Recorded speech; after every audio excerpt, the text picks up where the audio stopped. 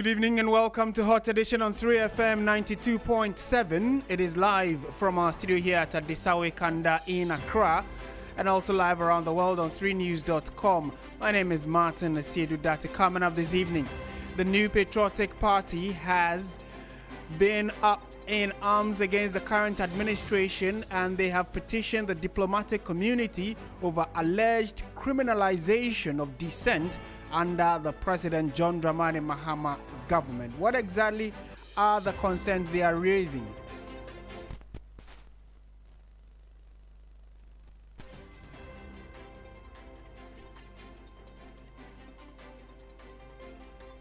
When this goes on for more than necessary time, we are not going to sit down and watch.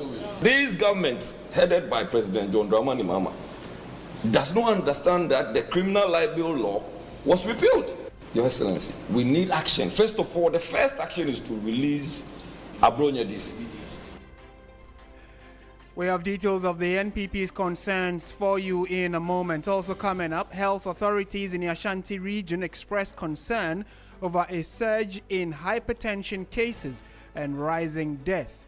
Tonight, we examine the growing crisis, and later, the overlord of the Mamprugu municipality, Na Bohugo Mahami Abdullahi Shergu, calls on government to ensure equal protection for all citizens in the Boko Enclave. Details of all of these and more for the next 1 hour, including business, sports, at the tail end of the show. Before that, though, let's bring you the news summaries with Nura Mohammed. Hello, Nura.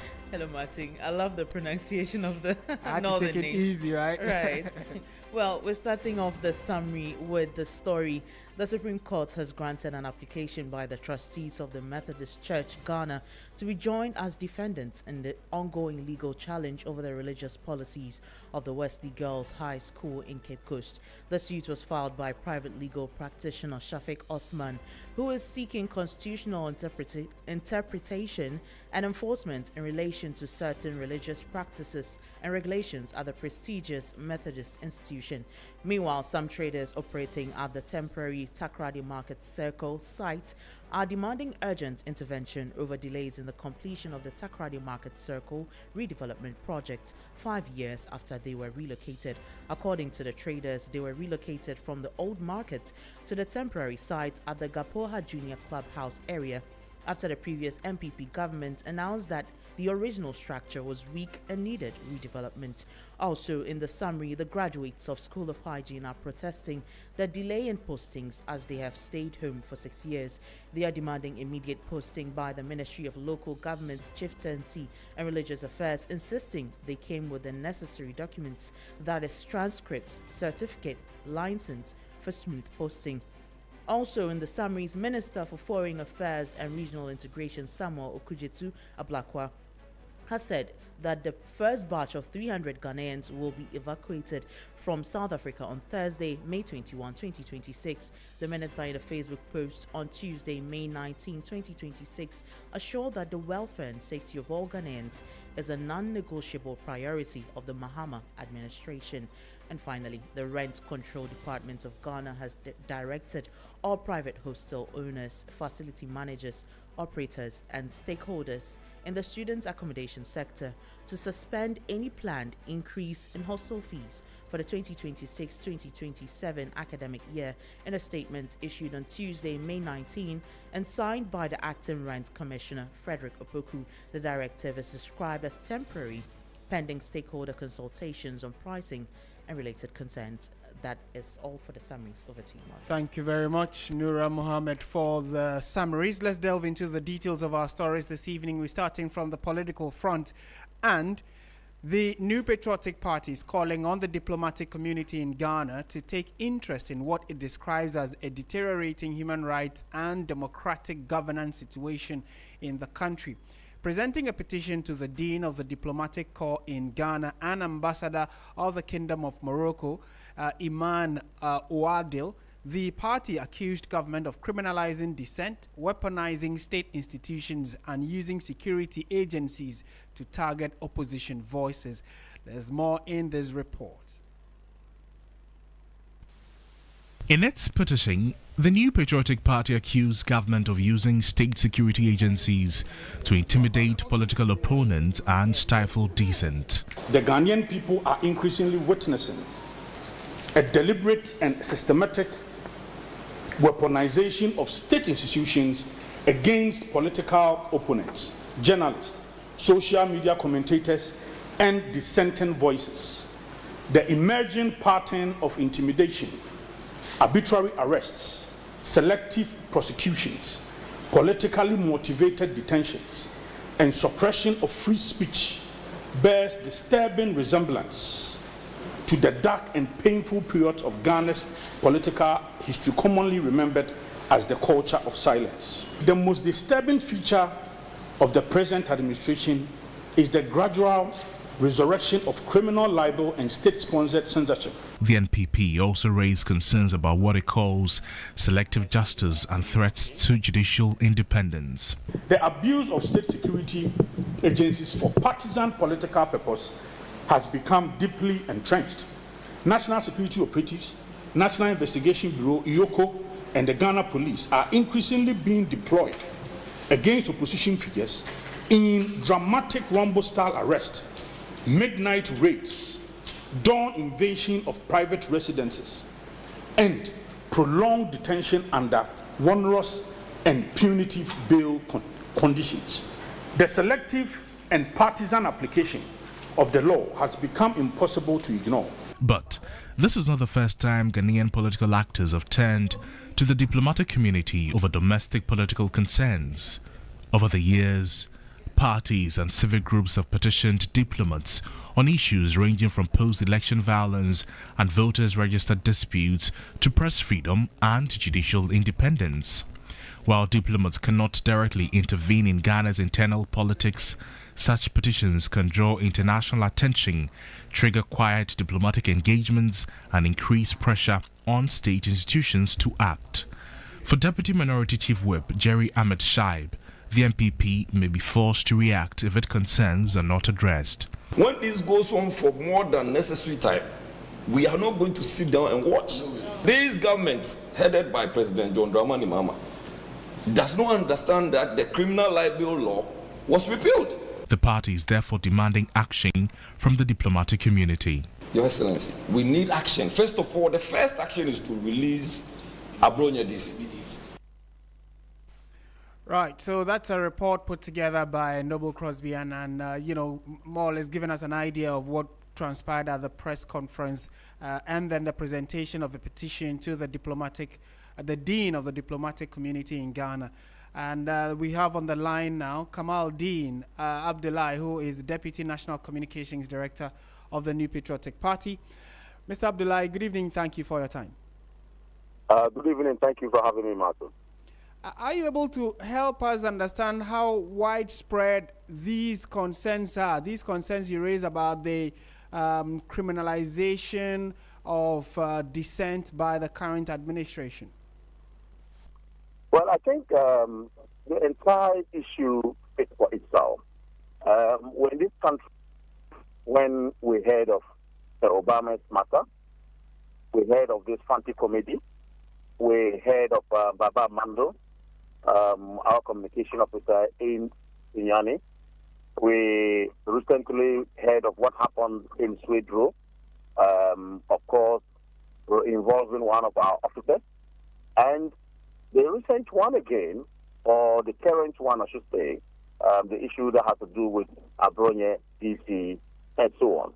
Now, if you ask of the widespread of it, that's why I just give you a gist of people who have been called by with the reason that they had gone against some section 208 of the Criminal and Offences Act, and they had also gone against a portion of the Electronic Act as well. What was their crime? The recent one, not too long ago, the one that had to do with this Swedro saga, we heard that the person went to his Facebook wall or on his social media portal and wrote simply that Doomsaw was back. And that alone warrants an arrest. We think that when this should continue, or if this should continue, I think it is not going to augur well for a democracy we have nurtured for over 3 decades. And we're still on nurturing and harnessing. It is important we realize that, look, the Constitution of Ghana establishes and actually enshrines in it the fundamental human rights of every person, which includes free speech. Of course, it is not to say that free speech should be, if you like, go say anything at all, to also impugn on someone's integrity or someone's right as it were. But, of course, we all know how it's supposed to be handled should a person even go overboard. Why does the law treat such instances as misdemeanors? And misdemeanors, as we all know, even though yes, punishable by law, but the manner in which it is handled and treated, of course, the fundamental human rights of the person, including a bailable right, is actually held in high esteem. Now, in this case, what did we see in Adwonya DC's matter? For a judge to say that a misdemeanor, which constitutes a speech made by him, supposed to be an affront to the law, that person ought to be refuse bail and then stay behind bars until the matter is determined by the court. With a greater respect, even though it's discretionary, and the judge has the discretion to issue that. But the law on the face of it is humane. And if the law on the face of it is humane as a result of fundamental human rights, it will be very appalling for a judge to say that because the law is in my bosom, I can use it to do anything at all. We think that it's not proper, and it is important we call on the diplomatic community to also understand and, of course, follow the happenings in our country.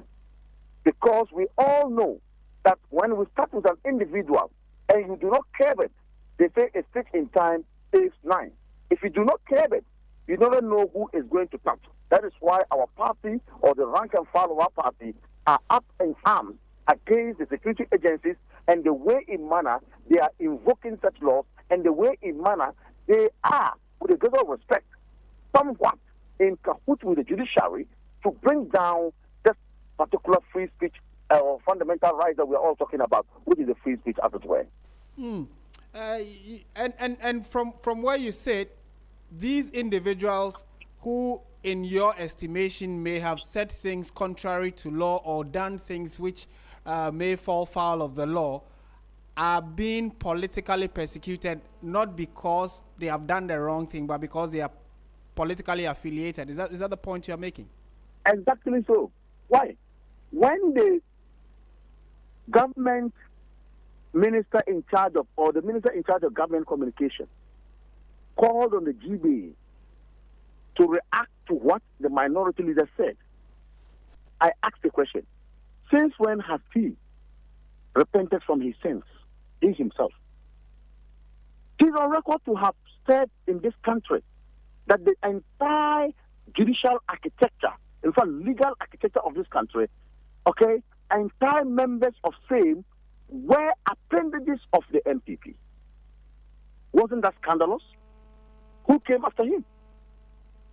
Why? We are in this country when security agencies themselves were threatened that should a party win power, they will look for some of them or some elements of them and sack them from their work.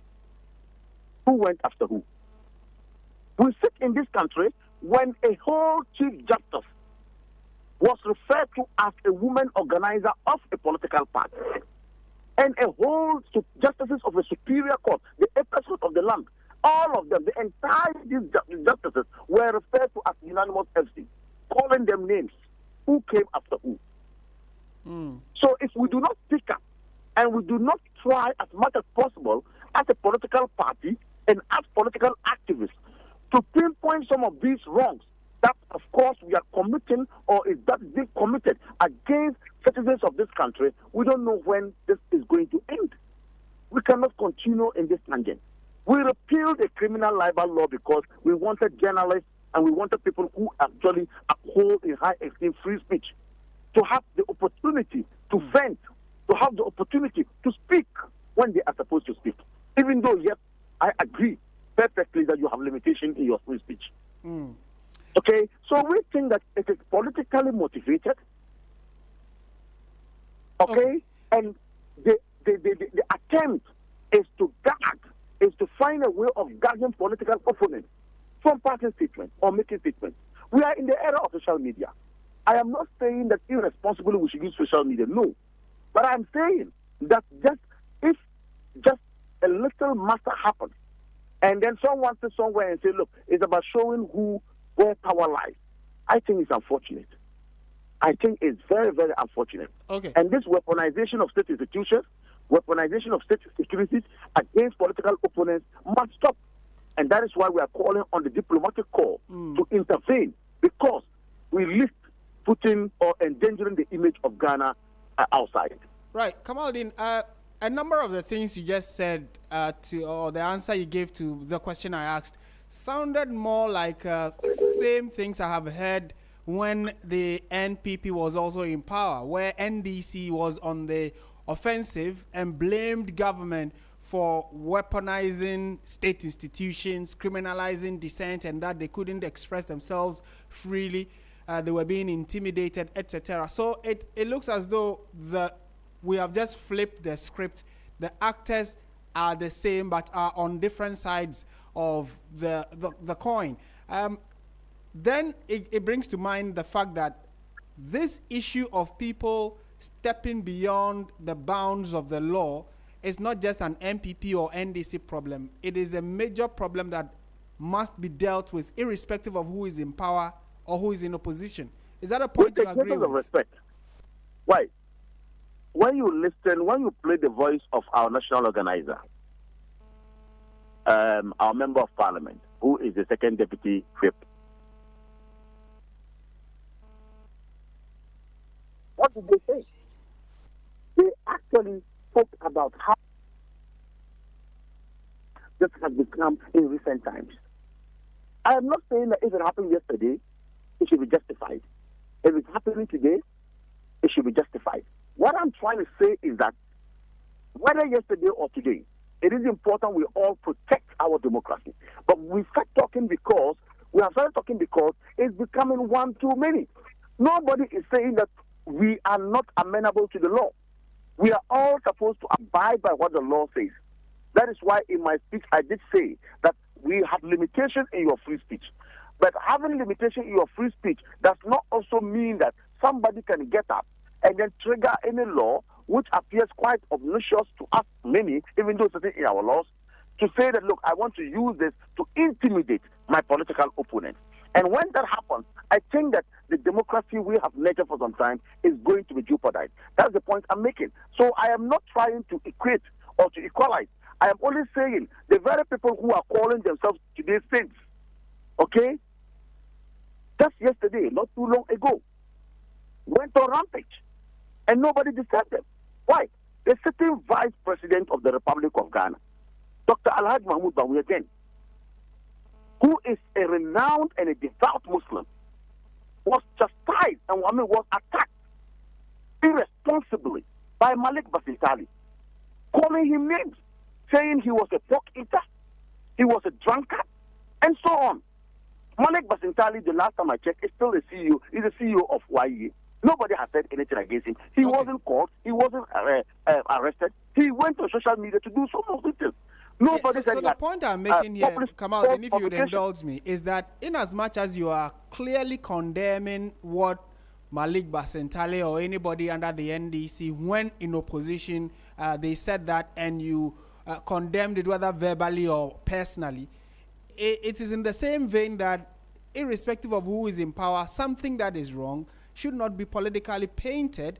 And if it is wrong, if it is wrong, nobody has said that you should not arrest whoever has done the wrong thing. My next question would be... we are saying, Martin, what we are saying is that let justice be seen to have been delivered. Okay. How on earth can someone say that a misdemeanor committed and somebody by someone who can easily be, arrested, who can be seen, who can be traced, who has a place of abode in this country and in fact in the capital, and the security agencies can invite him at any time, that person should actually be put behind bars until a matter is determined in court, for God's sake. How on earth can this happen? So we are saying justice must be seen to have been manifestly delivered or given. All right. Or And talking about justice, so, is it that the party does not trust the agencies of state to deal with some of these issues? Like you're indicating, they shouldn't be able to know these individuals and pick them up and allow the law to work.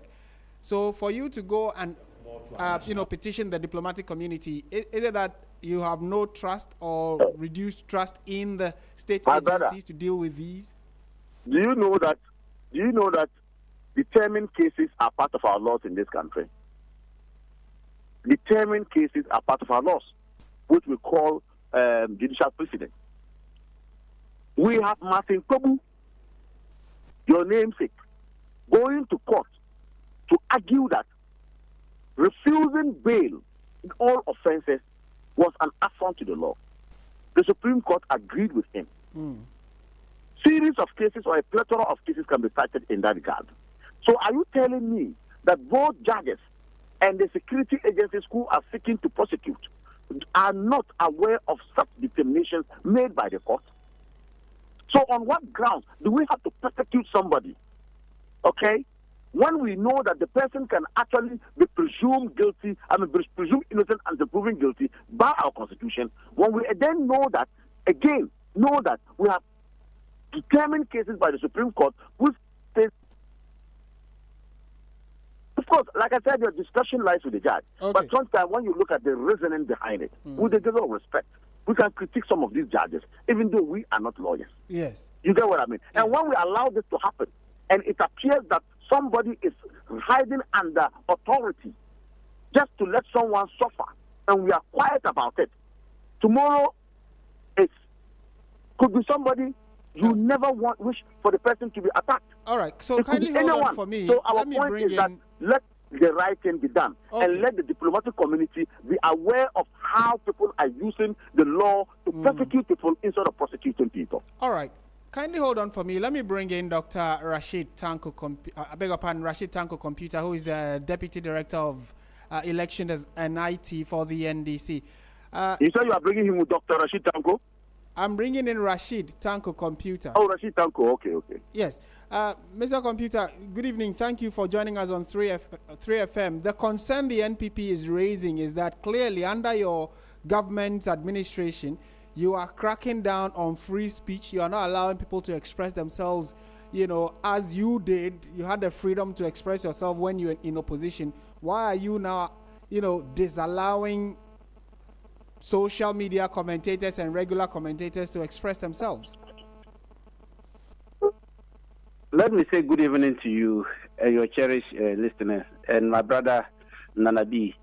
Let me put it straight. It's actually the security agents are cracking down on lawless and indisciplined people in this country. Yes, please go on. Yes, I'm saying that the security agencies, they are cracking down on lawless and indisciplined people in this country. If you are not lawless or indisciplined, you have no business dealing with the security service. My brother Nanabi, he's been talking the whole day. He's been holding press conference left and right. Nobody has cracked down on him. Nobody has arrested him. He has not been invited to come and answer any question. So those who are being arrested or detained invariably might have offended the law of this country. We have the Constitution. The Constitution is very clear. And no part of the Constitution, as we speak now, has been violated. Even if we go and read chapter 5 of this in Article 12.1 of chapter 5, which talk about fundamental human rights and freedoms. You tell me, whose freedom or whose human right has been violated here? The very court that is supposed to uphold the human rights and then the freedoms that we are all enjoying, they are attacking the court. Right. They are attacking the court. They've used it today. The court has been turned to their punching bag. The judiciary, that's what they are doing. Yeah, but they are accusing you of same. So lawless people will not enjoy the freedom you and I enjoy. Yes, but you cannot be lawless and expect to enjoy freedom. That's why the judiciary is there. The concern, and they must keep you in line.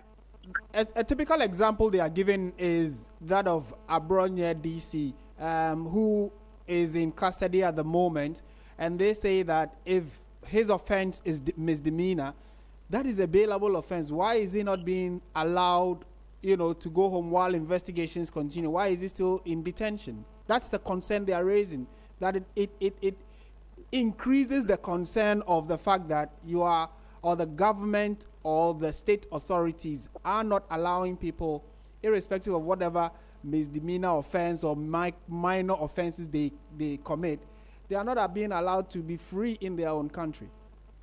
Well, my brother is a lawyer. He knows that when it comes to bail, there are certain conditions that you must meet before they can grant you bail. And he knows it is at the bosom of the judge who will decide whether to grant you the bail or not. It is not so much that because it's written in our books that misdemeanor is bailable, so therefore they must bail you. No, he knows it. I shouldn't be saying this. He should be educating you people about it. And it's very clear. Right. But is the NDC concerned in any way that when people, express themselves like the NPP is saying, they are being hounded? We've seen and recorded a number of arrests because people either wrote something on social media or said something, on a platform. Then immediately they are in the custody of the police for investigation. Is that a position you also share, that we seem to be recording a number of these kinds of activities? I am saying that we are building a democracy, a country that we want to be proud of, and a country that we want our generation yet unborn to come and enjoy the democracy we are enjoying.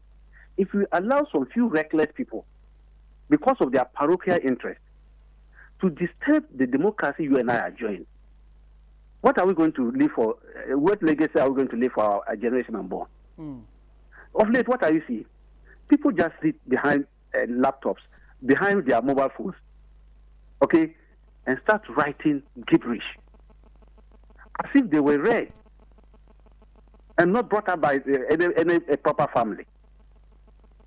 Where's our culture? You ask us, where's our culture? Where's our tradition? Is that how we're brought up? That you just look at a judge who's sitting down doing his job and you run down the judge, threatening him, saying all manner of things against the judge. Right. And you want us to clap hands for such a person? No, that's not good enough. That's not fair enough. Yes, but we are saying, look, a lot of people, day in, day out, they write a lot of things about us.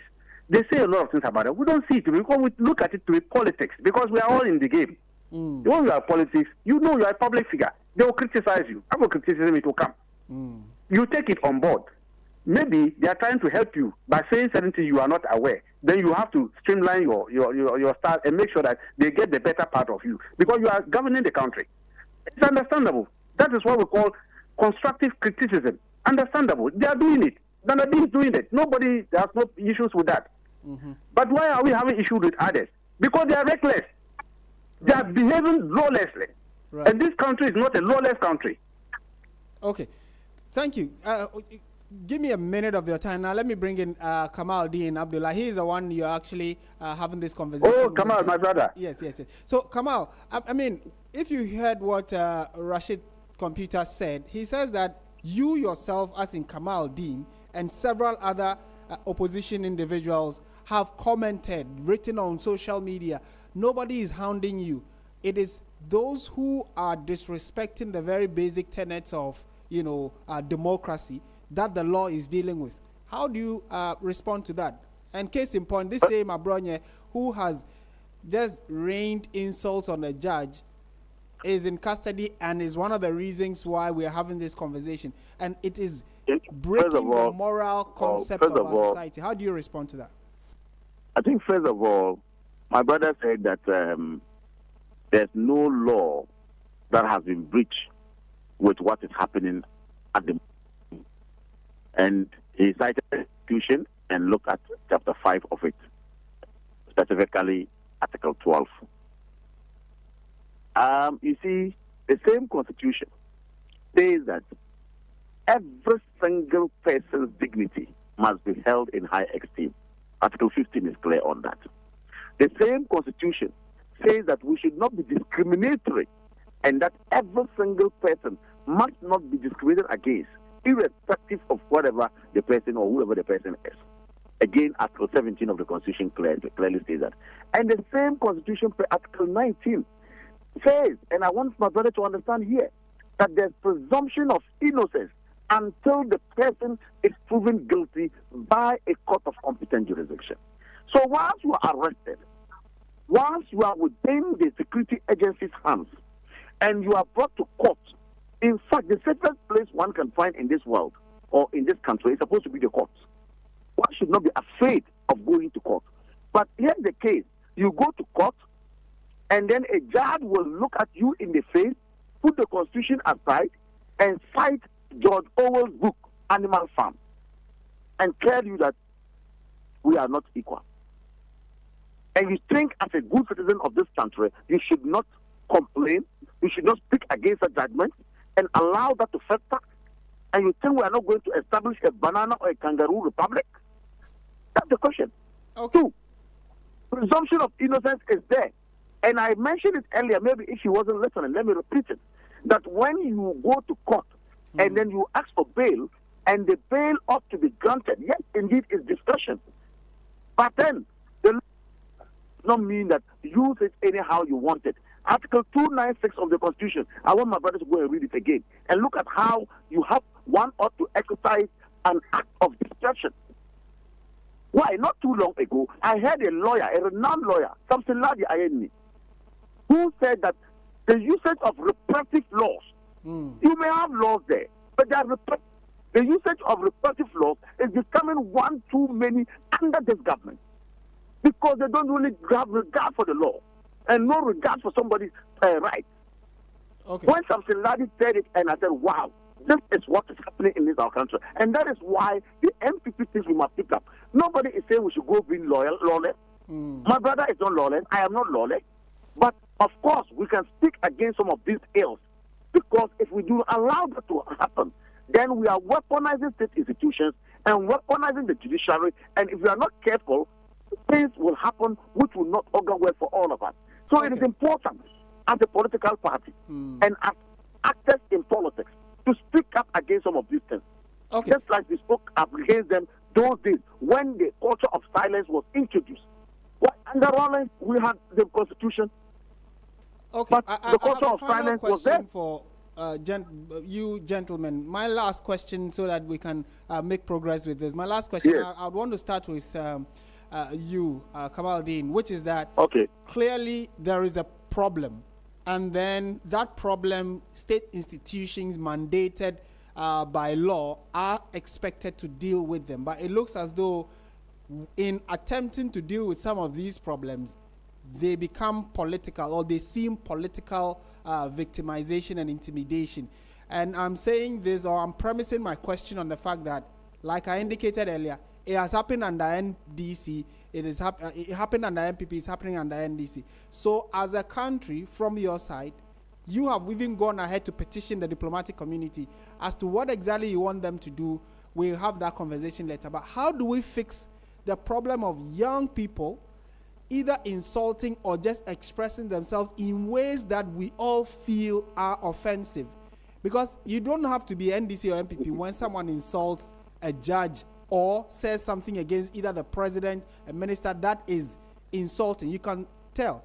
There's a difference between criticizing someone and insulting, but you have criticized. I'm not sure you've been hounded, but when someone does something which is untoward, the laws must deal with them. How do you advise that maybe Rashid Computer can advise government to ensure that people who express themselves freely are not dealt with, but then we deal with the problem at hand as well? You see, to do this, I think that in my view, first of all, we must all appear a bit civil in our delivery. That's one. Whether you are who and whatever, if you have to critique or criticize, you must criticize just like Rashid Computer said earlier on. You must be circumspect in whatever you do when you are delivering.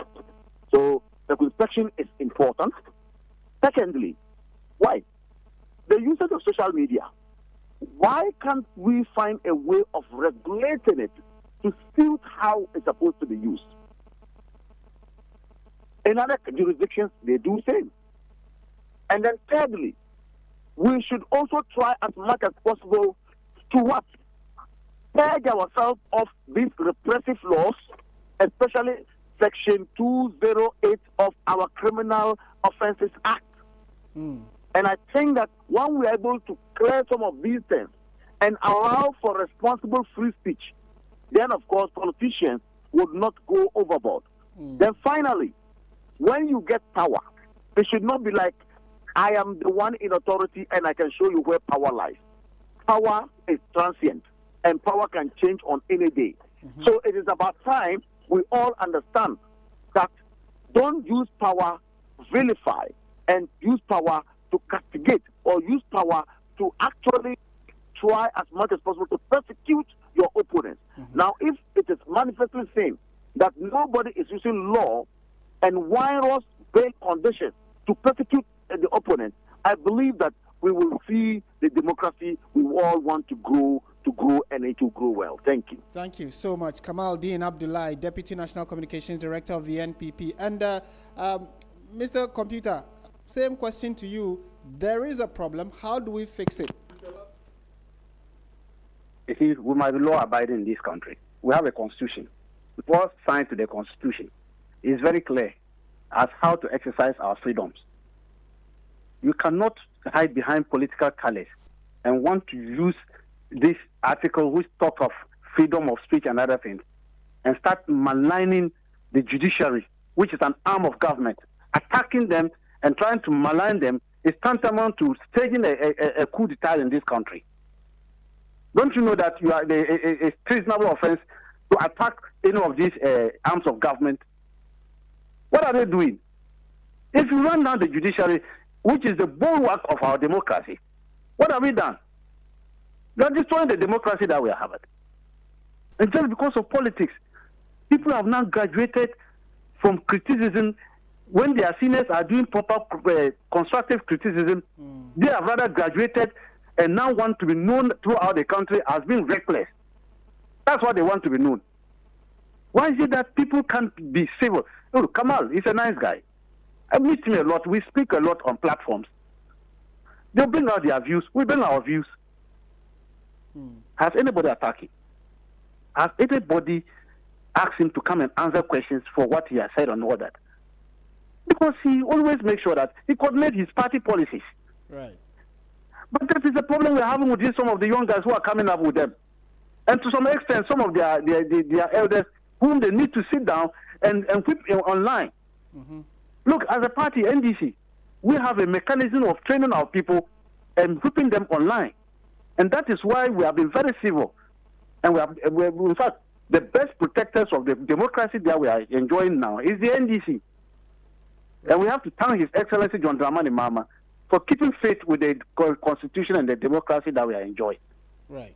Otherwise, if not because of that, these people, they just want to throw everything out of gear. And it's not good for us. Right.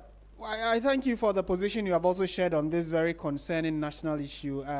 Rashid Tanko Computer, thank you so much for your time. He's Deputy Director of Elections and IT for the National Democratic Congress, and clearly tells you that both parties are concerned about how sometimes our politicking can get into the gutters, especially the younger ones who are also actively getting themselves involved in politics. There is the concern that they may not be learning the right things from the elders of either party. The concern about, raining insults, using vitriolic words against people in authority or people in certain positions, be it the security services or political position.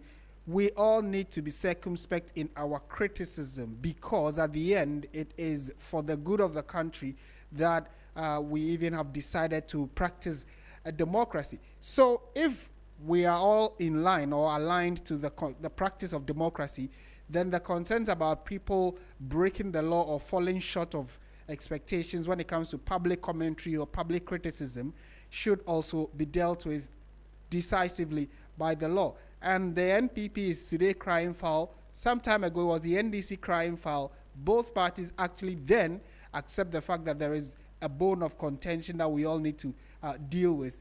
The state institutions are the ones mandated to do that, and we all need to make progress regarding this particular concern. Let's bring in Jonathan Asante-Okyere, Dr. Jonathan Asante-Okyere, who is the Dean of the Political Science Department at the University of Cape Coast, and also the Director of the Africa Institute of Strategic Studies. Doc, good evening. Thank you for your time. Good evening, Martin. It appears you are adding that nomenclature to myself. Okay. Political analyst and an executive director of the African Institute of Strategic Studies. Right. Okay. First of all, what do you make of the petition by the New Patriotic Party? They are of the opinion that their commentators are being hounded by security agencies, and it is all being supervised by this government. They have actually petitioned the diplomatic corps, for which reason we thought that we should bring you in to share a thought or two on it. What are your thoughts on this? Martin, thank you very much. Let me say good evening to your listeners. Well, we can look at it as a political strategy, the NPP, as it were, to ensure that the team, the hands of the current government, certain things that, in their view, is against their members, and then construe it as a form of hounding. It is more of a political strategy. And I think that this is not the first time we are seeing something of that sort. But it is also quite unfortunate that based upon things of that nature, you will have the top mayor construe that as a more or less democracy or free speech. I think that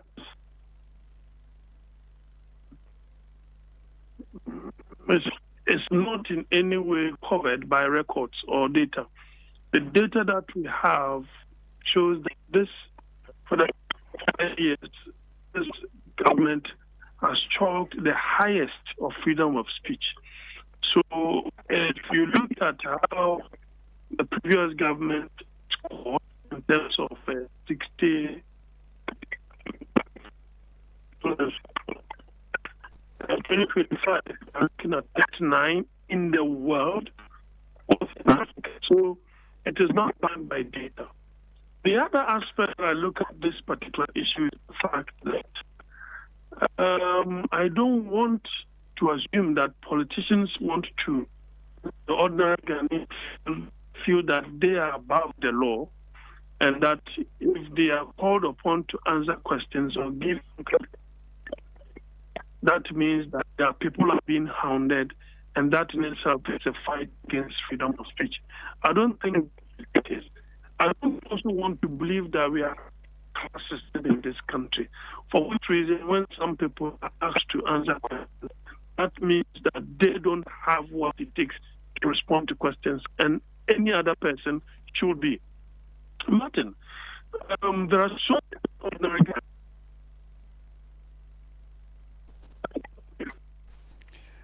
Mr. Asante-Okyere, it looks as though we are having a challenge with your line. We'll try and see if we can get a better communication, a better connection to the line there. But we thank you that you made time to speak to us on this very important national issue of public commentary and the freedom of speech, and which is guaranteed under the Constitution, and the fact that we all have if you have an opinion, share it, but share it and make sure that it is within the remit of the law, because everybody else is expressing themselves. But it is not everybody that is being picked up or invited by the security agencies for investigation. Do also send us a thought on this. What do you make of the fact that the NPP is raising these concerns? Send it to us in a comment section on the social media streams of Hot Edition. Just look for us on Facebook and on YouTube. We'll be happy to hear your thoughts and read it to the rest of the world. This is 3FM. Stay with us. We'll be back with more stories, including the fact that the health authorities in the Ashanti region have expressed concern over a surge in hypertension cases and rising death. We will examine the growing crisis in a moment.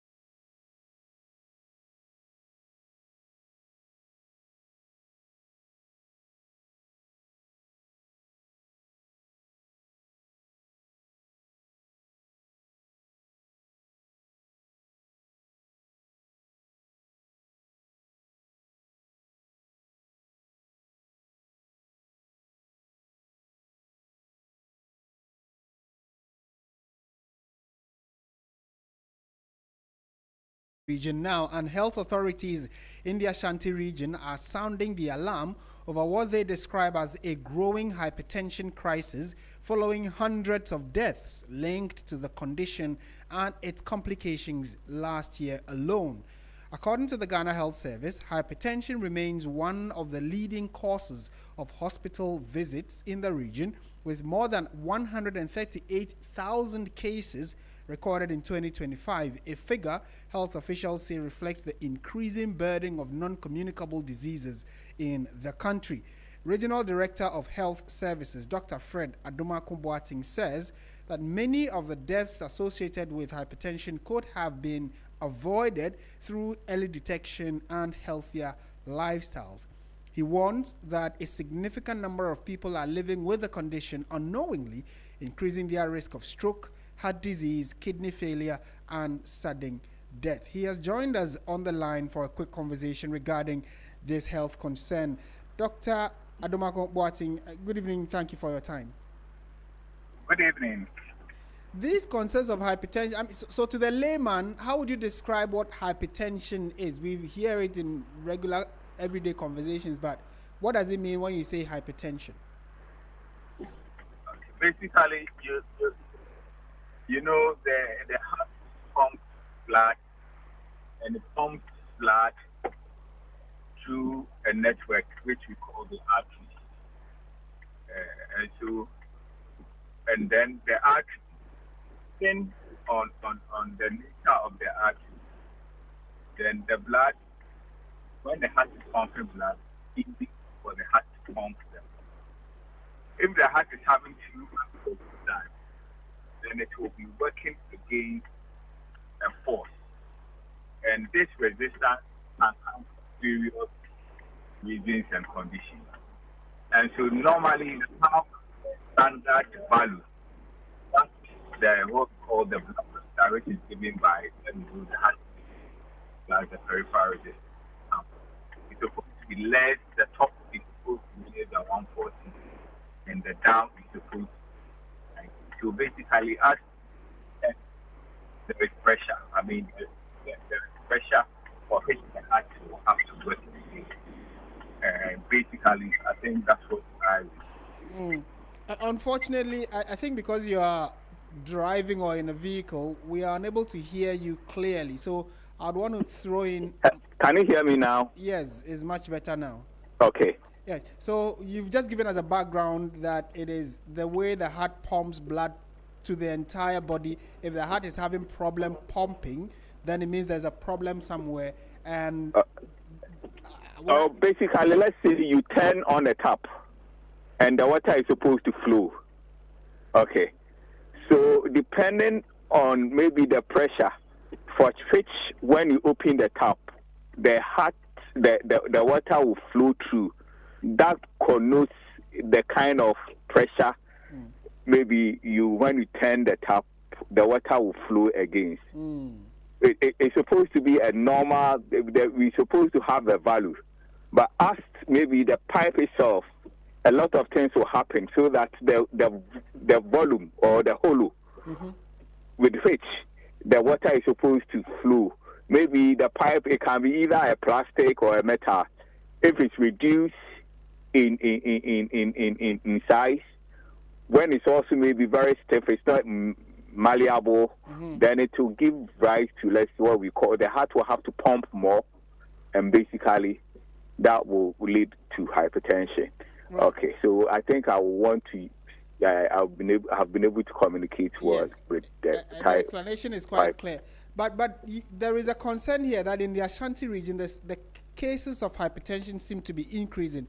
Briefly, what are the causing agents of the increase in hypertension cases? Okay. So hypertension basically is a silent condition. And as we term it, it's a silent killer. And the reason why we term it as a silent killer is that people who are going around seemingly looking normal but have hypertension will not show any signs and symptoms. So people will be going up about their business, coming to work, but they will have that elevated or increased blood pressure. But that is hypertension, they will not know. So because it doesn't show that classical signs and symptoms as when people have infection like fever, headache, people will be having it and going about their normal business. So normally, by the time they are aware, then we have the complication. So for us, the most important thing is that these people who are having the elevated increased pressure, which we call hypertension, we have a way of detecting it very early. So for us, our goal is to increase the screening as much as possible so the people who are not, they don't know they have hypertension, they can be picked up. So we have a scenario. When you increase the screening, go to community, and you have a lot of people having increased blood pressure or hypertension. It doesn't mean it's increasing. Basically, what it means is that you are unnerving and picking people who, if hitherto had it, but they didn't know. So we don't really say we are having increasing in the number. What actually is happening is we are uncovering a lot of people who are having but don't know. For us, it's very important because of the nature of the presentation, people come with heart failure. Look, some people will sleep and before you know, they wake up, they won't wake up, they are dead. And people don't know the cause of that. Right. And people normally, I'll share this with you, normally people have elevated blood pressure, especially when they wake up. So they wake up and they have sudden collapse and that they are going ahead. So for us, it's important that we pick them as early as possible. We believe that even the numbers that we are speaking of, like 138,710 for 2025, it's supposed to be more. So we are going to intensify the screening to pick them as much as possible, the people who have. Because the causes and the risk factors have not changed. It's the behavior that has changed for us to have these risk factors. Wow. Us, we are happy to pick them as many as possible so that they don't come with the complications and which make management very difficult. Doc, thank you so much. There's a lot to talk about, and we thank you for at least giving us an idea so we can all at least start testing or going for screening so that in case we have these concerns, we can detect them early and start treating them. But would probably on a different forum engage you more on this. Thank you very much, Doc. That would be lovely. Thank you. And that is Dr. Fred Adomaku-Boateng, who has just been helping us, speaking from Kumasi there. Clearly, this is a big national concern. The fact that a lot of detections are being made. People have it but may not know. They call it a silent killer. So the earlier you test or screen, the better for you to be able to stay healthy. The concern we were discussing a moment ago is issues of hypertension. Test. If you are hyper, then you quickly have to start, going down the route of making sure that you do not have any complications on this. Dr. Adomaku Boateng is the Regional Director of Health Services in the Ashanti region. And before we go, though, the Nairi, His Royal Majesty Tidungna Na Bahugo Mahami Abdullahi Sheriga has called on government to ensure equal protection for all citizens in the Boku enclave. According to the Nairi, government is no longer acting as a neutral mediator in the Boku dispute. Let's listen to Nairi, who's been speaking on this matter.